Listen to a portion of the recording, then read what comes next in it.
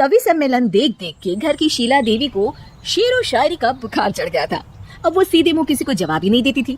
उनके पति और उनका बेटा तो काम करने घर से बाहर चले जाते थे और उनकी शायरी झेलनी पड़ती थी बहू रेणु को। अब सास बोलती नहीं, अर्ज करती थी, संदूक पे रखी संदूक, संदूक में रखे झुमके, बहू झुमके निकाल के दे मेरे, कहाँ लगा रही है ठुमके। माँ जी, झुमके तो आपके निकाल दूंगी मैं, लेकिन आपके दिमाग से ये शायरी का भूत कैसे निकलेगा? छोटे लोग नहीं समझेंगे, शायरी है शौक बड़ा, तू अपने काम से काम रख, मेरे काम में मत टांग अड़ा। शौक अलग बात है, लेकिन हर चीज में अपना शौक डाल देने से जगह साई हो सकती है सासू माँ। अरे मैं हूँ एक नंबर कलाकार, कोई ऐसी वैसी बला नहीं, तुम घर के कामों में उलझी, समझोगी मेरी कला नहीं। ठीक है माँ जी, आप नहीं समझती तो कोई बात नहीं, लाओ मैं आपके झुमके ही निकाल कर दे देती हूँ। बहू सास की झुमकी निकाल कर देती है और वहाँ से चली जाती है। शाम को बहू अपने पति से शिकायत करती है, सुनिए जी, आप माँ को कुछ समझाते क्यों नहीं? अरे क्या समझाना है माँ को? अरे अपनी शायरी थोड़ी कम करे ना। अरे तुमको उनकी शायरी से क्या दिक्कत है? अरे मुझे नहीं, पर पड़ोस में सब लोग हंसते हैं, कहते हैं बुढ़ापे में लोग सठिया जाते हैं, लेकिन शीला जी तो शायर हो गई है। अरे लोगों का काम है कहना, लोगों की बातों का क्या टेंशन लेना। अरे वाह, मैंने भी शेर कह दिया, वाह वाह वाह वाह। देख लो, तुमसे किसी ने कहा नहीं और तुम्हारे सामने कोई माँ की बुराई नहीं करता तो तुमको फर्क नहीं पड़ रहा। अरे तुम खामखा की बात का बतंगड़ बना रही हो। चलो चाय बना कर ले आओ मेरे लिए, साथ पियेंगे, कोई ढंग की बातें करेंगे। रेणु चाय बनाने लगती है। पहले वो अपने पति को चाय देती है, फिर सास को और आखिर में अपने ससुर को। लेकिन वो देखती है कि ससुर जी कुछ परेशान से हैं। क्या हुआ ससुर जी, कोई बात हो गई है क्या? अरे तेरी सास बात बात पे शायरी करती है। कल मैंने पूछा कि खाना खाया तो तेरी सास ने क्या जवाब दिया पता है? अरे गलती की और आरोपी ने कोड़े खा लिए फटाफट, खाना तो नहीं पर पकोड़े खा लिए झटाझट। अब बता क्या जवाब दूं इस बात का?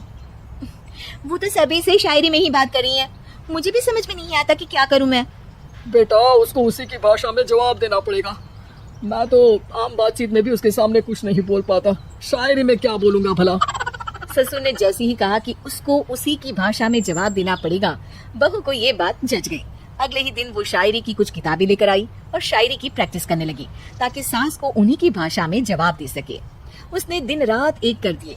एक दिन सब साथ में बैठकर टीवी देख रहे थे, तभी रेणु सबके लिए बिरयानी बनाकर लाती है, लेकिन सास को बिरयानी भाती नहीं। कौवा करता काऊ काऊ, चिड़िया बोलती ची ची, इतना खराब बिरयानी बनाई है कि मुंह से निकले छी छी। बस इसी मौके का तो बहू को इंतजार था, क्योंकि अब बहू सास को उसी की भाषा में जवाब देने के लिए तैयार थी। माँ जी, हमको अपनी ये बेकार शायरी ना सुनाइए, जैसी भी बनी है बिरयानी चुपचाप खाइए। ससुर जी और रेणु के पति ने रेणु का जवाब सुनते ही जोर से ताली बजाई और सास ने जब रेणु का शायराना जवाब सुना तो उनके गले में बिरयानी अटक गई। बहू ने एक और शायरी का तीर छोड़ा। शायरी में बहू के सामने सास हो जाएगी ढेर, क्योंकि सास मारेंगी एक शेर तो बहू मारेगी 1.25 शेर। सास को छोड़ के सब वाह वाह करने लगते हैं। आज पहली बार सास को नहले पे दहला मिला था और रेणु ने सास का मुंह चुप करा दिया था। अगले दिन रेणु का पति उससे कहता है, अरे वाह, तुमने तो माँ की बोलती बंद कर दी, मजा आ गया। अब मेरे लिए कुछ बना दो, खाकर मैं काम पर चला जाऊं। शायरी ही है मेरा जीवन, वही करूंगी जी भर के, नौकरानी रख लो कोई, काम नहीं करूंगी मैं घर के। अरे तुम क्या माँ जैसी हरकतें करने लगी, सीधी सीधी बात करो ना। हो गई कल शायरी, रोज थोड़ी ना करोगी। शीशी भरी गुलाब की पत्थर पे फोड़ दो, जो मुझे शायरी से रोके उसके कान मरोड़ दो। पति घबराकर वहां से चला जाता है और बाहर उसके पिताजी के पास जाकर बैठ जाता है। दोनों अपनी बेबियों की शायरी से परेशान है। ससुर को पछतावा होता है कि क्यों उसने बहू को सास की भाषा में ही जवाब देने का आइडिया दिया।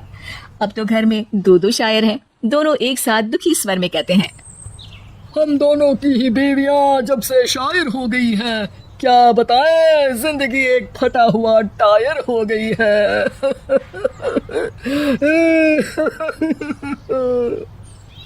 हम दोनों की ही बीवियां जब से शायर हो गई है, क्या बताएं, जिंदगी एक फटा हुआ टायर हो गई है।